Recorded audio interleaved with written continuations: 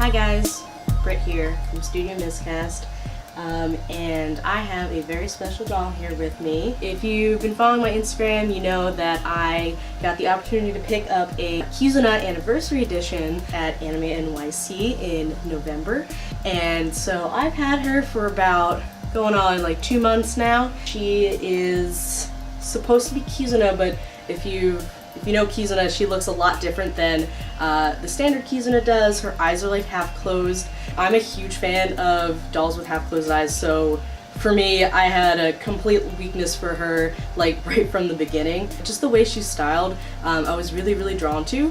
And I have to say, for anyone who knows me as a member of the BJD community, I am not so much a fan of default stuff. I'm usually the one that is taking a face and wiping it, modifying dolls, adding new like their own wigs, things like that.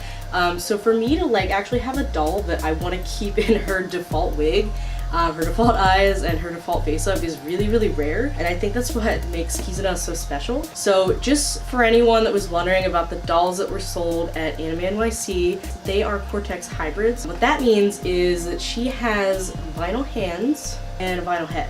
So she's not full Cortex, but Danny Choo did a really great job when he color matched, for lack of a better word, the Cortex with the vinyl. And kind of what that means is he sandblasted the Cortex plastic to match the vinyl, which is really cool because by itself, coming right out of the mold, plastic doesn't necessarily have this like beautiful matte finish and doesn't look exactly like vinyl, which is crazy. If I didn't say that she was a hybrid, chances are no one would really be able to tell because she looks great. So essentially the Cortex body has seams going kind of like on the side, so her profile, you'd be able to tell.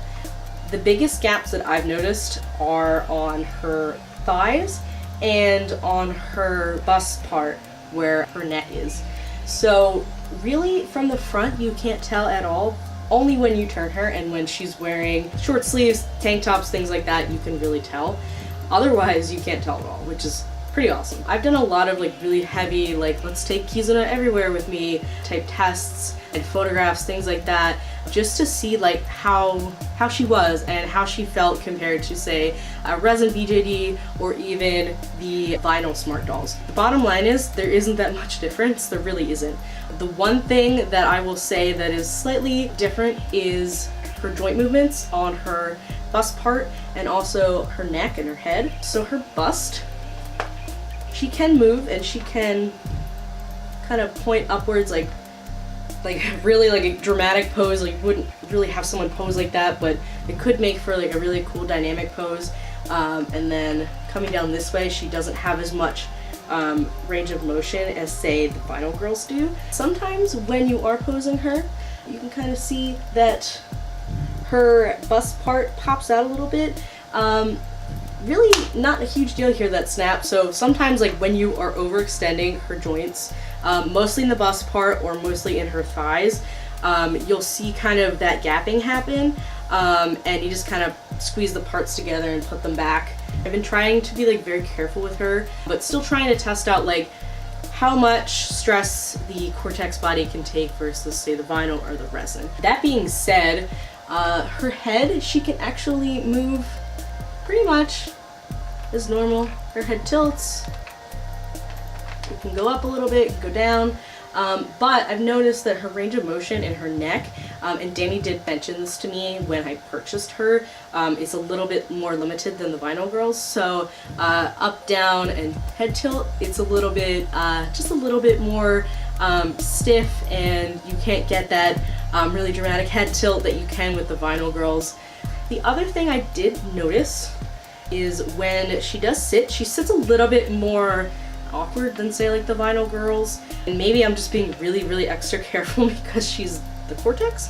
There's a thigh gap when she sits sometimes. It's kind of similar to like that bust part that like pops out, but it's basically just like her two thigh pieces. Like there's a small gap that appears, and it's kind of I think because of the way that she's sitting, the way it's engineered, puts some stress on those parts, causes them to just kind of gap a little bit. Now you can just put it back together. She's really sturdy. She actually is more sturdy than my Dolphy Dreams, and that's saying something.